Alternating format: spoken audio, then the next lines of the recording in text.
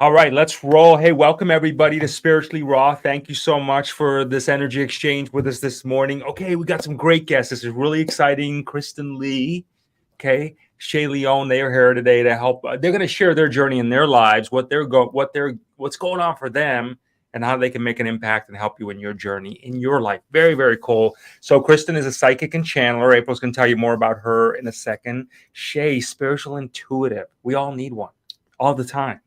All the time, for real, everybody. Yes, We all we need someone, do. you know what I mean? It's like, it's always good about that. So how you all doing today? I hope you're having a great day. We got lots to talk about. We're meeting these two for the first time, so let's get in a rhythm and get to know them together. What do you say? I'd love to. It's been a while. It's been a minute. We've been trying to put the show together for a while, so I'm really excited to have both of you on. So for those of you that have not seen Kristen or Shea before, let me give you a quick little glimpse of who they are. Kristen, she's also known as Arcana Shores, and make sure to check out her YouTube channel. All the links are scrolling by. She's a psychic and a channeler. She's gifted in various styles of intuition and the ability to help you see your best path.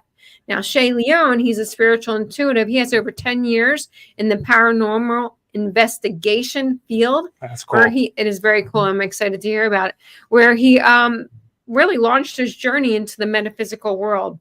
So this is going to be fun, and I'm excited to have you both on. So, you two, thank you very much for coming on here. So you guys just to get a little backstory real quick. So you guys just kind of started your rhythm together, right? As far as doing some public broadcasting out there. How'd that happen? Before we get into that, I would like kind of get that groove going on. How'd that happen? How'd that connection happen? And, why'd that connection happen?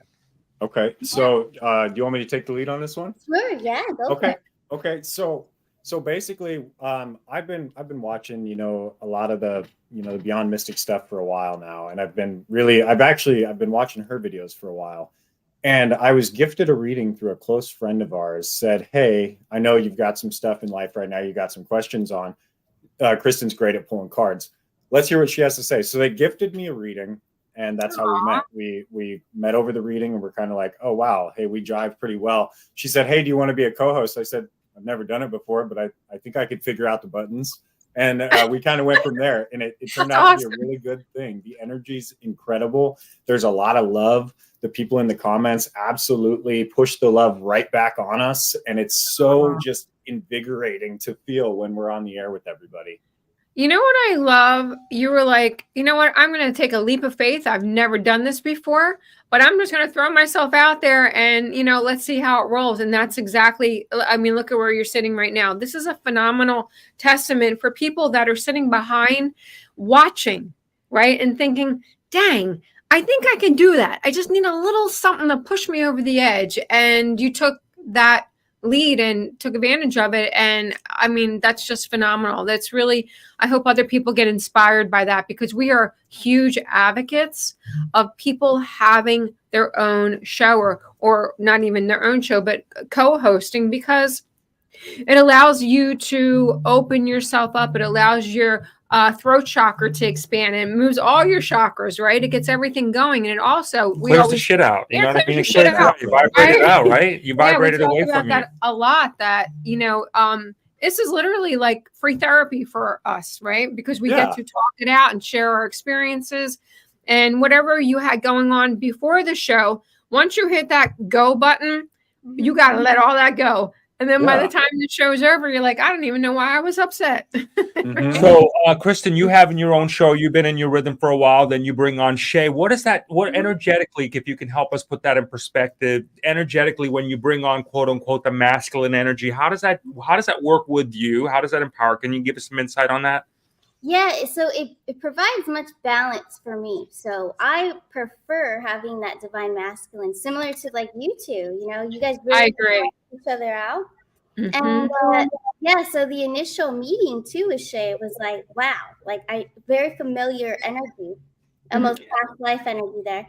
So I just went with my intuition, and I'm just like, hey, you want to co-host?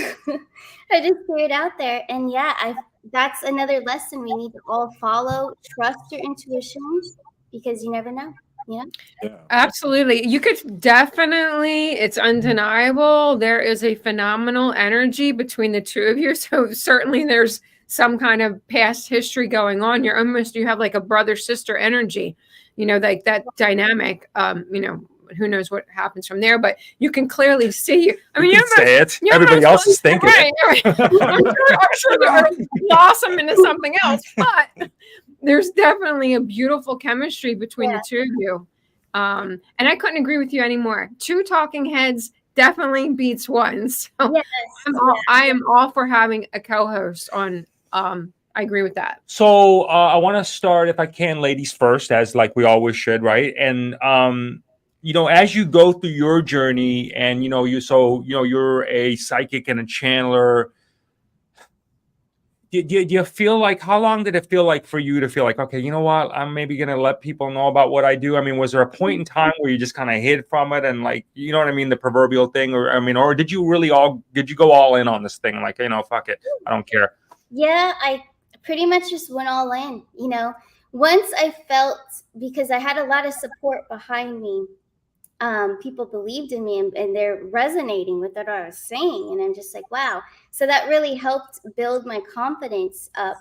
And then, I mean, my first original channel that's no longer, it didn't live. That,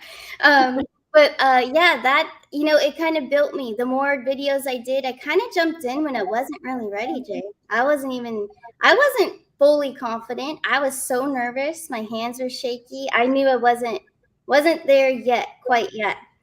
But eventually, I guess, as confidence built and I believed in myself, which is key to do anything you want to do. Yeah. That's when I was noticed by the Queen of Ravens over there on Beyond Mystic. So she gave me a shout out, and then it kind of sprouted from there, But yeah, you got to believe in yourself, and that's when your light shines through. That's everything. That's the key. The love frequency, believing in yourself, and then you empower others, and that exchange right there is magnetic, and then you attract the same family that comes to you. There you go. Show over. It's said it all right there. And I can't wrap. I can tell you, I just can't even, how you say overestimate, whatever that is, but I can't stress the importance of the fact of and I want to thank you for your service, because the courage it takes to put out your stuff like that for people to see you in that way and doing something so abstract, so this, and like, with confidence, that takes a lot. So I do commend you for that. And I really feel people kind of, really realize that, there are soul brothers and sisters really trying to figure out this game in life. And like, we don't really all know why we're here, but we got to just help each other out some way, How did you start out with the reading of the cards? How did that all start for you? Well, I had been watching one of my favorite readers out there. It's a guy reader, Rich Lott. So shout out to him if he ever sees this, but he's awesome. So I was watching him for a couple years, but never, ever did it cross my mind that I would be a tarot reader. I just loved his work, always resonated with me, and he really gave me that belief in the spiritual part of tarot reading and what it all is, and that it's not dark and it's beautiful. So I really looked up to him, got into it, and then I came across the Beyond Mystic community too. And then I built the courage. The first time I tried to start a channel, I made a video, hated how I looked on it, everything. I put it away. I said, nope, I'm not doing it. Not doing it. And then like 2 months later after that, Rich Lott, the tarot reader, he had this morning special. He was just talking like we are right now. But he said, if anyone out there needs to hear this, you got to start your channel. You got to do it. You just it came to him intuitively to say that. And that day I did. That was the day I made Arcana Shores. So I just put my intention out there and I said, I got to do it. Like, you just have to start when you're not ready. There's no time when you're ready. It's not going to be perfect. Just go. Every time you do it, it's going to get better and better. And actually, I hate to watch myself, but in the beginning times when you're building, watch yourself, because that's when you're learning. You're like, all right, I'm not going to do that again. Right. It's funny. Yeah. Absolutely. We say all the time, you don't need to be great to start. You just need No. to start to be great, right? You have to. You just have to start. And yes, it's so true. The first, for a while, you're like, oh my God. But you have to go back and watch yourself. That's such an important thing that you just said, because so many people don't. And you don't realize what you're saying, what you're doing, or how you can improve if you don't go back and watch your own stuff. So that's really great. And Shea, so you started out over 10 years ago, paranormal investigating. How did that all begin, that journey? So I just want to start off by saying that when I was growing up, I didn't believe anything at all. I mentioned this in a previous video, and my mom's boyfriend when I grew up was a magician. So everything all the secret tricks that people believed, I knew all the stuff behind the scenes. And so it made me really not believe a lot of the stuff that was out there. He literally told me, believe nothing of what you see, or nothing of what you hear and half of what you see. So that was kind of a really bad way to start off. Luckily, the universe being what it is, I grew up in a house that was really, really haunted. So remotes would slide across the table when I'd be home by myself. Wow. Yeah, TVs would turn on and off, doors would open and close. And it was kind of like, I was like, oh, okay, this is really strange. Well, it finally hit me when I was a little bit older that stuff was really going on in the world that you couldn't see, because I watched a Santa Claus paperweight lift a foot off the TV and get thrown across the room into the drywall. So it was one of those things where it was totally mind blowing. And from that point on, I always had an interest in, spirits, ghosts, wanted to know what was out there. When I got old enough to go off and do stuff on my own, I did. I started investigating different locations that I'd seen people investigate on TV. I started going to local hotels that were supposedly haunted, because we have some old Victorian hotels up here, and I would set up equipment and I would do something called the Estes method, which is the first thing that really made me go, whoa, something just said something to me. So it's where you blindfold yourself, you put headphones in and you listen to a spirit box. And I didn't even need the spirit box at that point. The communication was just coming through so clearly that I was like, okay, this is real. I want to learn more about this. So from then I went on to do more investigations throughout time and practiced communication through ways of teachers with tarot cards and, different things like that. And it just became something that I was so interested in that it became a passion. And the passion led to me figuring out that, there is this collective group out there, you guys, all of us, that are here to push that love energy and really get on board with this stuff. And without people like us, it's not going to happen, but it always takes that wake up. You have to be woken up first. And my journey was over, from the age of 4 to the age of 18, and it's still going on, but really it took me a long time to wake up. But when I did and it hit me, it was really nice. Tell me how you feel like with talking to the deceased, talking to, call it the other side, however you want to say it. What are some misconceptions, or what are maybe some peace you can provide for people that say, okay, well, here's kind of what it's like there, for people, because there's that mystery, right, of death, and then there's the fear of death for so many, and what happened to our loved ones. Can you help give us some insight of what's going on over there? Is there different variations, different levels of it, if you would? Yeah. So there's a lot of different levels, and by levels I mean your experience points, because everybody's lived multiple lifetimes, right? We've all had these different lifetimes, but for every lifetime, your soul, prior to entering your body, I believe, signed a contract and said, yep, I'm going to fix this time around. And so it was your mission to go on and learn this. If you learned it through that lifetime, you're going to up level. If you didn't, you're going to stay where you're at.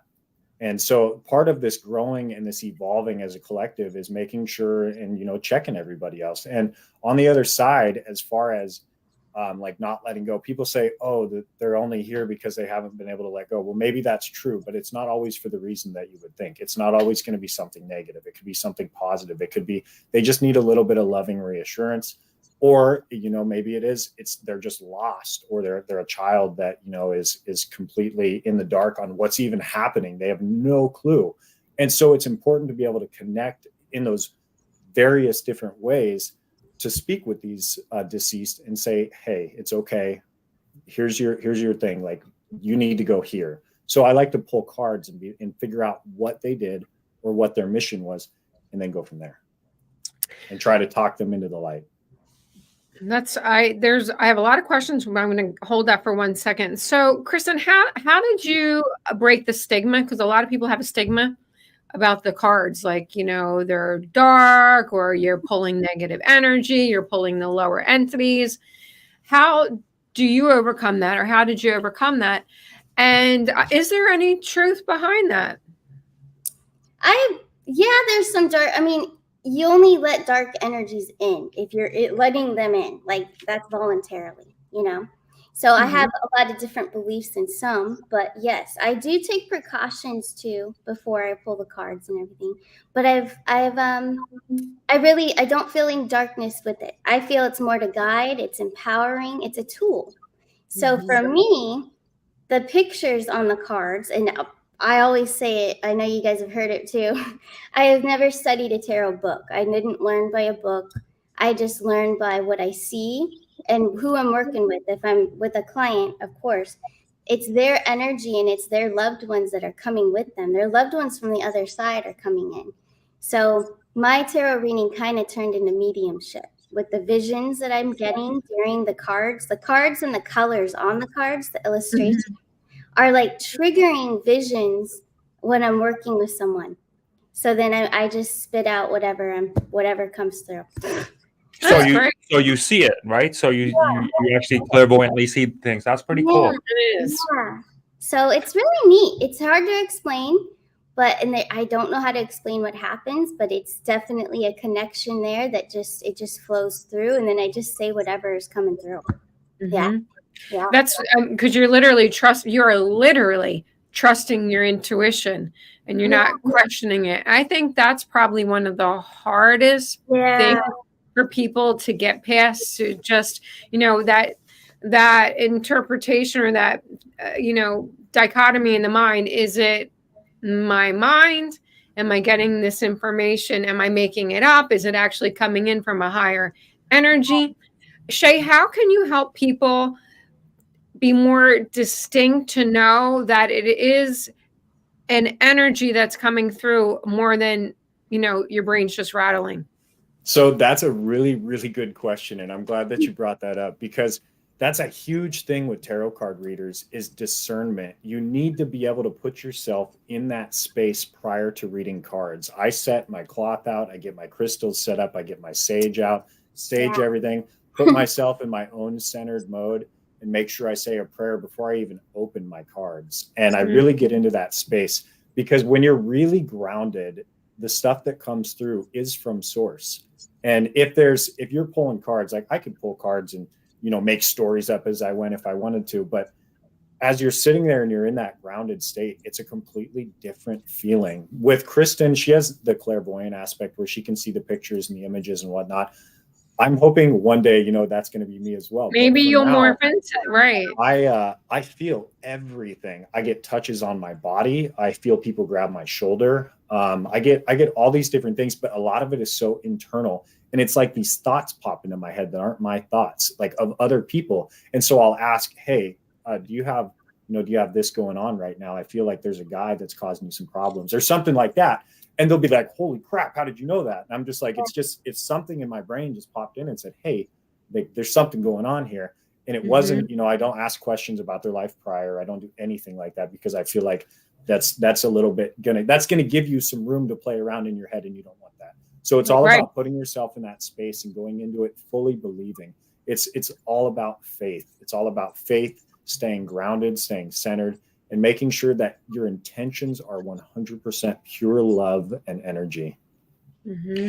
Kristen, tell me a bit, like when you're talking with people and you're communicating, as far as, so, you know, our view of looking at things is we got dropped here somehow, some way, but we didn't really necessarily we don't always know which handbook to guide us, right? So how do you guide people? What's some of the best things that, well, number one, what's the common denominator you see in people that are just getting them way wherever they're not able to manifest, they're not able to, it keeps them way off track? What are some of the common denominators you see that you can share that maybe will trigger some people watching this, that they're like, oh shit, that's me, I can break that? Can you help us with that?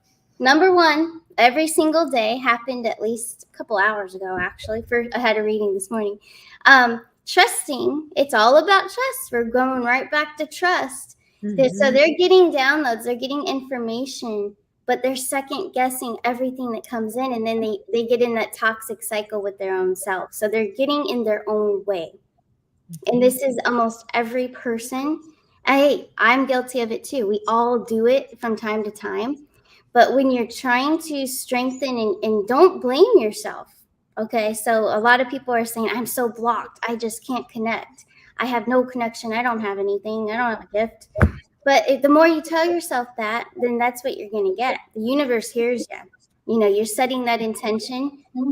That's what you're going to get. Whatever you're throwing out there, it's coming, it's bouncing right back to you. So you need to open and allow yourself basically to you just have to allow yourself to be positive. It's choosing to be positive. What did you do before you started all this? Well, I was a pet stylist my whole life. So I grew up, I grew up in the pet salon. But I do think, because I do have a really good connection with animals too, and I can read them well, and I know what's up with them if they're acting out, you know, outside their normal behaviors. There's a lot of explanations for those things. But so the animals, I think, grooming them, being a stylist my whole life since I was 8 years old, actually. I was a young, you know, I was put to work early. But definitely, I think they helped me with the telepathic communication. I give a lot of credit to animals, cats a lot specifically too, because even, and it's hard to believe this, but cats were actually better for me when they were getting groomed. And I think it was the calmness, the energy that I brought, and then their energy too. But it's very telepathic. You can just tell by the way they're moving, the way they look at you, if they're shaking or just what they're doing. And that's how I pick up. And that's how I read people too. I read people the same way. If they're not making eye contact, then I definitely know that there's something that they don't want to talk about, or you can sense what's going on, you know. We've learned so much from our animals. They are incredible communicators. And I think that they are really like little conduits, right? They're angels. They're literally earth angels. Yep. And when you learn how to communicate with them telepathically, that also helps, you know, expand your spiritual horizons. But animals teach us so much if we just learn to tune into their energy and their vibration. The amount of knowledge and love that you receive from them is just extraordinary. And not look at them like animals. Look at them as like just a Gift. evolved. You know what? Let me ask you this. Before I go to Shea on this, while we're on the animal, Kristen, okay, so you know we bond with these animals, right? And then there's like this unconditional love, and they're so heartbreaking when they leave early. Are they like shock absorbers for our energies? Is that maybe one of the reasons they kind of like leave early? I mean, do they like literally like absorb us to help us? I mean. And you're exactly right, April. They are our angels. As a little girl, I always said that they're little angels, and they're here to help us, teach us how to love. Number one, compassion, non-judgmental, all those beautiful things that we should be very pure. To hold that energy and stay with that. That's what they're here to teach us. But also, yes, Jay, they're absorbing our energies. They're healing us. They're here to heal us and to show us how to treat others, you know. And I think that's why they don't speak too, because it's all telepathic. Love is actions, you know, not necessarily words. Of course, we want to say it. But they absorb our energy. And I think the reason why they leave so soon is because they keep I feel like the reincarnation thing, they have other missions. So once they've healed you, or they feel that their mission was complete, then they move on, but they come back in a different form. They could come back as your child, or they can come back again as another pet, or they move on to another, you know, family member or friend, you know. Incredible journey. We've had an extraordinary experience with our animals prior to this one. The ones that we have now are a reincarnated version of the last set. And I always share that with people that either are hysterical because they know their pet is coming to the end of their life cycle, or they just lost their animal. And I always say to them, you know, to try to give them a ray of hope, they can bring them back. Yeah. And I think that in itself, that was probably one of the most extraordinary experiences it was so profound that we were able to actually witness hands-on that to see that is just absolutely incredible. So the animals that we have now, they kind of like switched bodies. It's really interesting what they've done. They've kind of the same exact personalities, but they entered into different bodies. Like they reversed their bodies. The one before was like long and thin, and the other one was short and squatty. So their personalities changed, but they just flip bodies. But it's incredible. It is the exact personality. It's the exact soul. It's the exact spirit. It just came back literally in a different body. Wow. Yeah. Oh, that is so cool. It is. It's amazing, really. You know, it's amazing what It's they a do. blessing. Hey, Shay, when you take a look at the concept of death, and I'm just trying to like ask you this from a place of like, how do we live, right? So like, okay, so traditionally we're trained to like, okay, we're born, we live, we die, and boom, then we're out, right? Like, so should we actually be preparing? And all right, let me, I'm just trying to help if we can to put it in this way where, so let's look at the terminology of death as very different. You know what I mean? Like not a final stage, but should we in an exciting way, hey, get prepared for death? Does that help us in some capacity, you speaking to people who have crossed over to actually evolve quicker in this way? You know what I mean? Like if we think like, hey, you know what? Yeah. Like, hey, let's get excited. Not so much like I get excited about dying, but like excited about like, hey, there's another evolution after this, and it's going to be pretty cool, and we're gonna go. I mean, will that in itself help us have a better existence now in the present? You know, so we can actually evolve more versus being like, oh shit. Yeah, exactly. You just hit the nail on the head right there. So if you start going around preaching, hey, everybody be excited to die, you know, that's not going to go over well. Right. So, but it's really interesting that you say that because yes, focus on the now, focus on the life as of now, because it is a journey. You know, it's a journey through multiple lifetimes. We've all had previous lives. We're living this one currently. We're, you know, if you don't complete your life's journey on this one, you're going to be doing it again. And that's totally fine.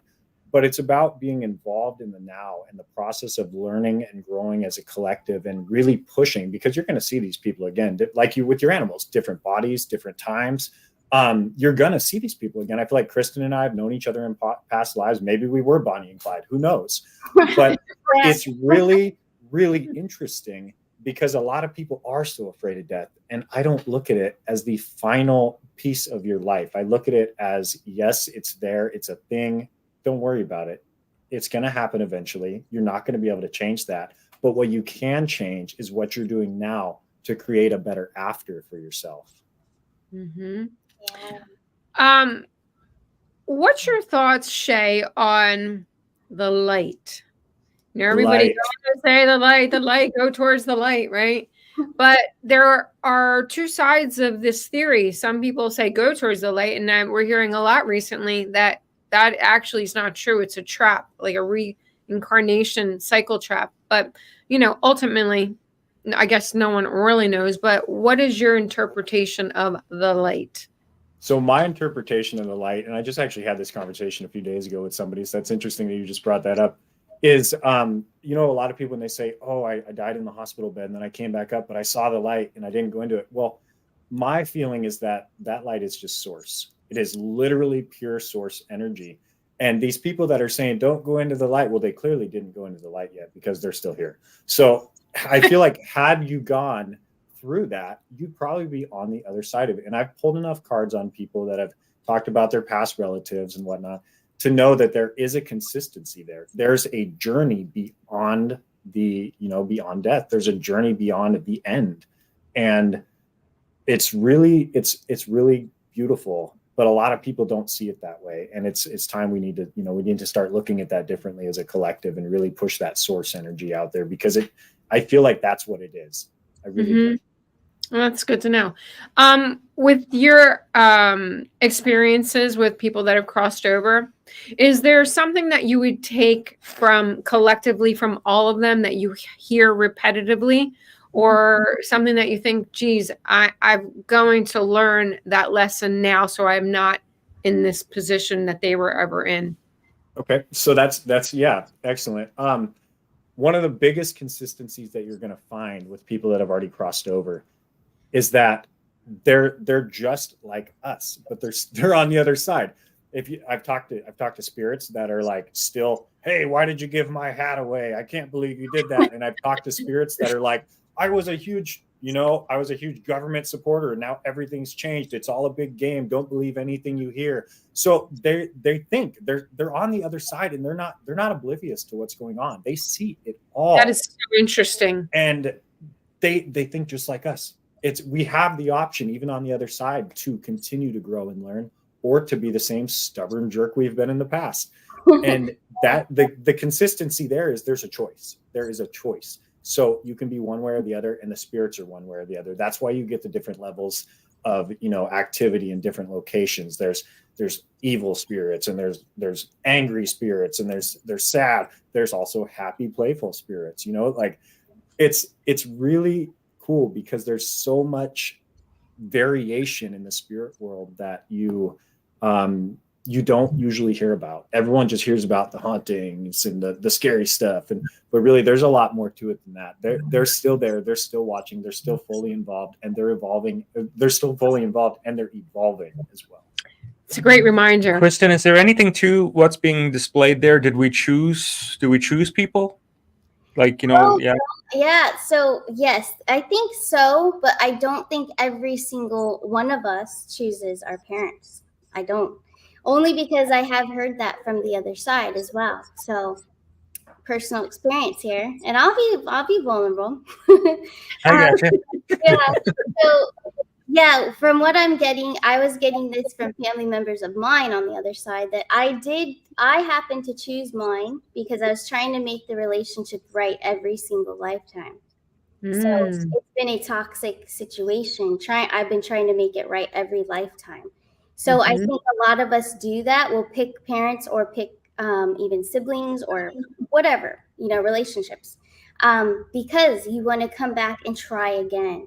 So a lot of times, though, if the other person does not want the same thing, or they're not an awakened soul to know that we got to close the cycle and end on good terms, then you might have a repeated cycle. But yes, ultimately, I think you do get to choose. Do you want to repeat and try again with this, or do you want a whole new start and go a different way? Are bloodlines, meaning mother, father, brother, sister, are they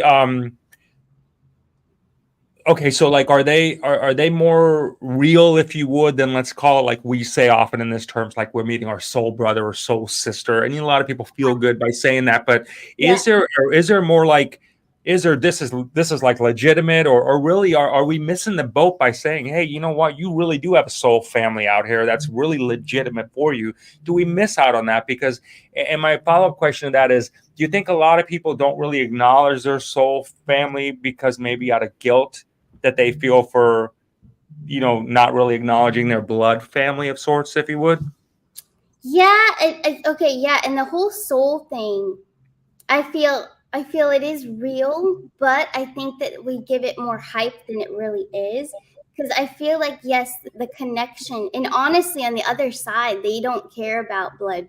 Blood isn't even a big deal. That's an earth thing, So like all of us here on the screen, we would be family on the other side, already.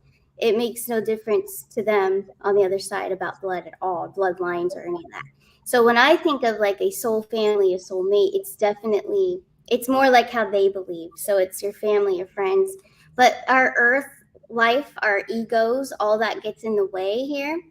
And there seems to be more influence and importance because someone's blood, your blood brother. Yes, but of course they're important, but so is your best friend that's been there for you as well. Definitely. Yeah. Soul family is all of us together that support each other. Support and love, same like-minded souls. Definitely. We're all here, all of us here right now. We're soul family. Yeah. Agreed. Absolutely. Shea, from your interpretation, what's the difference between your spirit, and your soul? So I feel like the biggest difference is really kind of the way that you look at it from the outside looking in. Your spirit is like the not genetic, I guess, just the code of who you are internally. Your soul is also similar, but I feel like your spirit has a few more exterior factors that have come from the outside world, because a lot of things can affect your spirit externally, the way people are around you, the people that you hang out with, the people that, I mean, just the things you do. I mean, if you're doing drugs, that's going to affect your spirit. If you're out there binge drinking all the time, that's going to really kill your spirit. As far as your soul will always internally be protected by the divine. It will always be protected. But just because it's protected doesn't mean it's not vulnerable. It means that it's universally protected, but it's your mission during your lifetime, whichever one it may be, to continue to evolve that soul and up-level yourself and spread that up-leveling throughout the collective. Shea, do you think there's anything to this concept of a 3D, 5D? It's been passed around quite a bit. Can we coexist? Meaning that can like in this planet we're at, where we can see each other, are there people literally having a third dimensional life, and we just literally are walking by each other, but we just don't see each other because we're in a different plane of existence? Are we cohabitating in a different plane of existence, even though technically we can see each other? So my intuition and my feeling on this is yes, but not fully. I feel like we are getting to that point. We're not quite there yet, but it's like people say spirits are, possibly other people from different dimensions. Sometimes I hear that. So maybe that is the case. From what I've heard from the other side so far is that they kind of don't really talk about that stuff. It's more of a, hey, we're not at that point yet, but we are going to get there. Just have faith and know that it's going to be there eventually.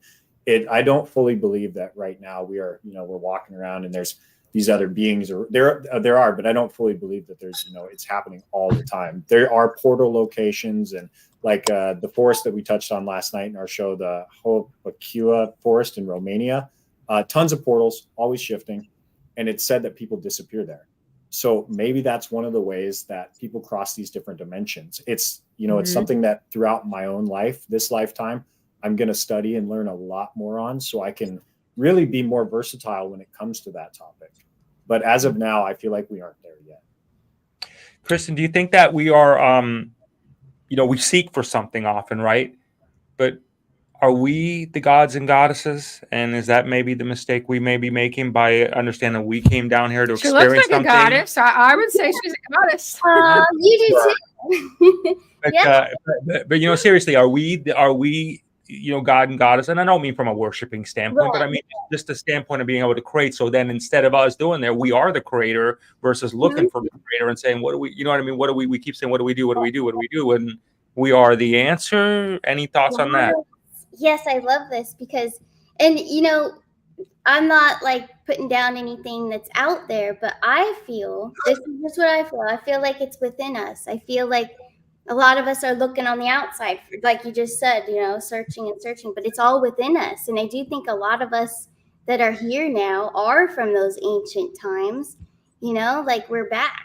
Like I feel like a lot of us are here right now, and it's all within us. We all have the same we have all the same gifts. We can connect. It's all there. We've just been suppressed. So I think we should stop looking on the outside and look in the inside.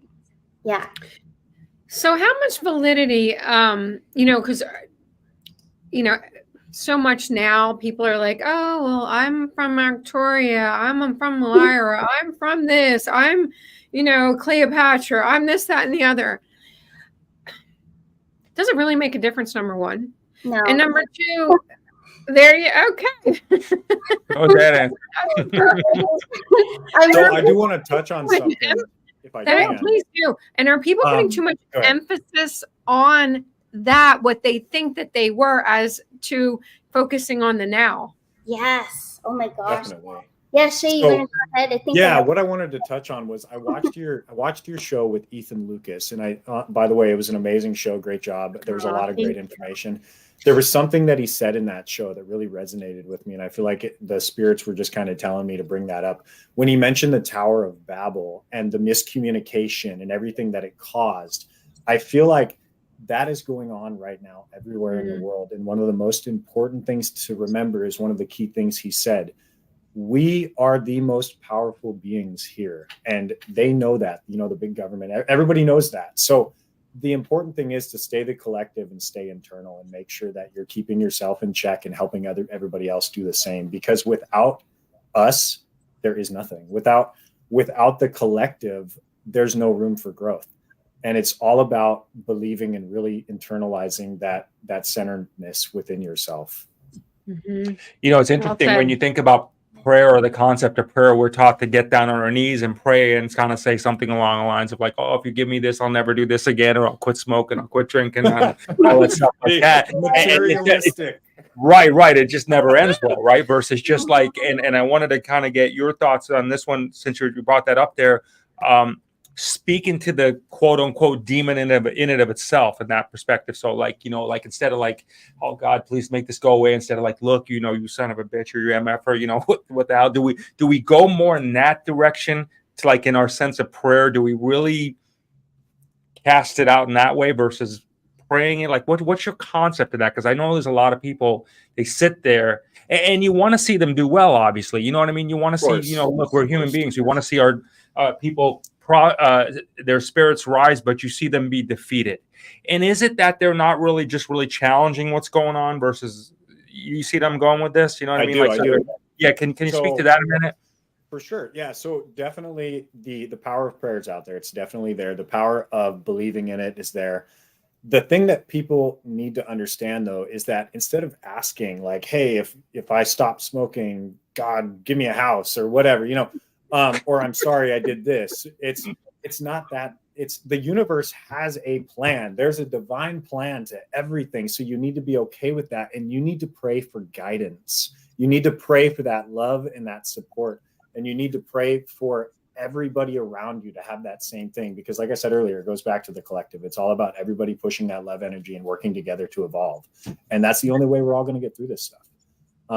And really praying is all about praying for guidance, praying for support, praying for the light to show you the way.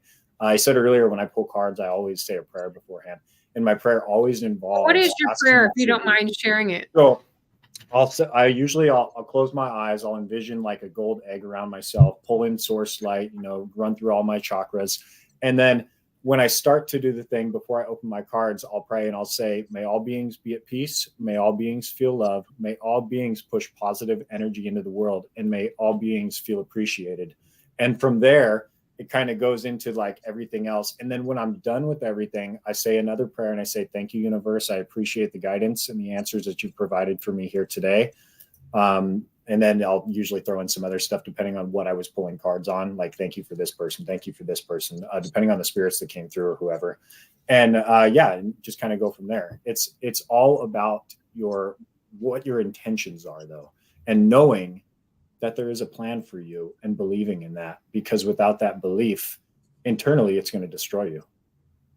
Wow, that's well said. Hey, what do you think, Kristen, about the concept of light and dark? Okay, the light is one, the light is one, the light is one. Do we need, since I think we all can agree there's dark and light with it. So are we supposed to really kind of like embrace that darkness and be like, wait a minute, we don't want it to be defeated because we need it in certain cases where people are starting to be like, no, get rid of the dark, get rid of the dark. Those people are doing that. I'd like to get your opinion and thoughts about that. Are they shutting down an aspect of their source by saying that? Yeah, so there's a lot to that when we say that, and it can be taken the wrong way. Of course, we're always going to have dark, we're always going to have light, and we're not going to be completely healed. Like our whole life is a healing journey. Like we're here to continue to grow and to heal. So I want to make that clear too. Like, it's not that you reach a point of, oh, I'm healed, everything's good, but I don't have no darkness anymore. It's always going to be there because it's life, and we're all here together. And energy is everywhere, and energy is everything, and we create it. So yeah, it's always going to be there. We don't want to shut it out completely. We're aware of the ego when it steps in, and it's not a bad thing. It's just trying to protect us.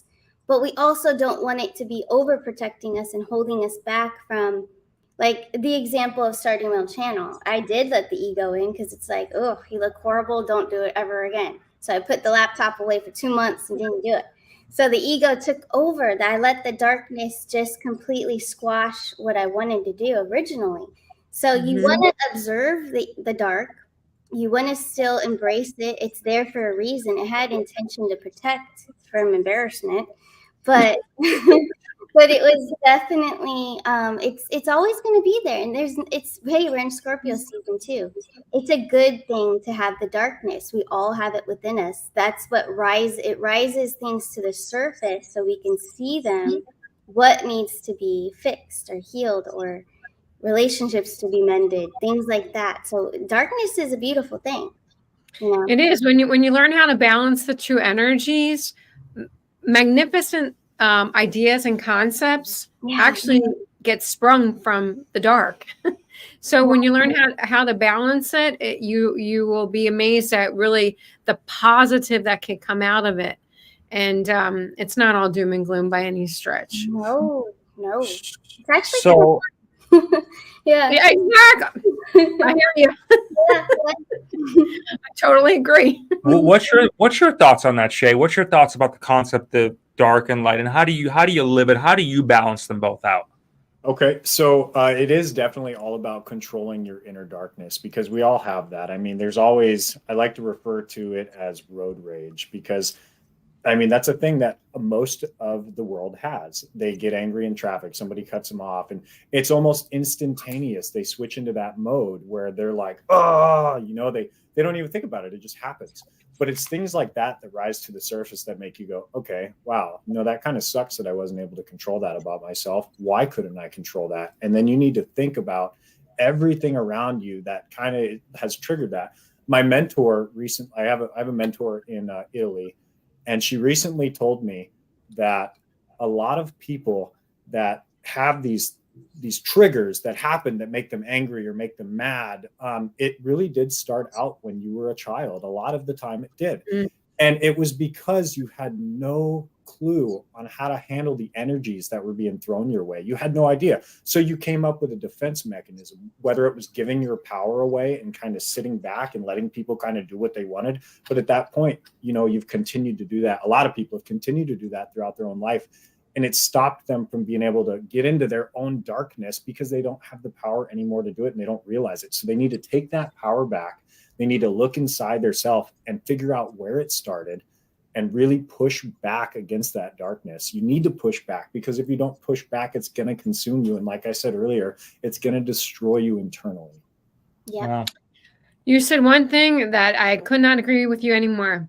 Everyone needs a mentor. Everyone does. Everyone needs a guide. Everyone needs somebody that can, help give them clarity and a little boost. And for those that are watching and they're like, you know what, I love these two, and you'd like to connect with them, make sure, if you'd like to go to have a reading, go to masonjupiter.com. And also, please do go to Kristen's YouTube channel. Make sure you like it, hit the subscribe and the notification bell as well. This has been so much fun. Yeah, it has been a lot. I don't know about all of you watching, but I believe we have witnessed 2 stars. So bless you both. And yeah, for real, you guys are great. It's been really you're cool a fantastic team. have the energy vibe with you all today. Yeah, thank you really for your service, because it does take a lot to do what you do, and I think people underestimate the energy and the sacrifice it takes to just get there to really be of service to humanity. So look at it from that perspective. Everybody needs someone. These 2 got their game on. They know what they're doing. They're committed to their profession. And much love to you both on your journey. And much love to you guys as well. Yeah, we hope to see you next time too. Yeah, thanks for having us. Thank you very much. It's been a pleasure. And together with Kristen and Shay's help, we are turning the universal key to global harmony and creating a unified world. Thank you so much for tuning in. And remember, tune in often, tell all your friends, and most importantly, may all your beautiful dreams come true. Many blessings. Thank you. Thank you. Thank you.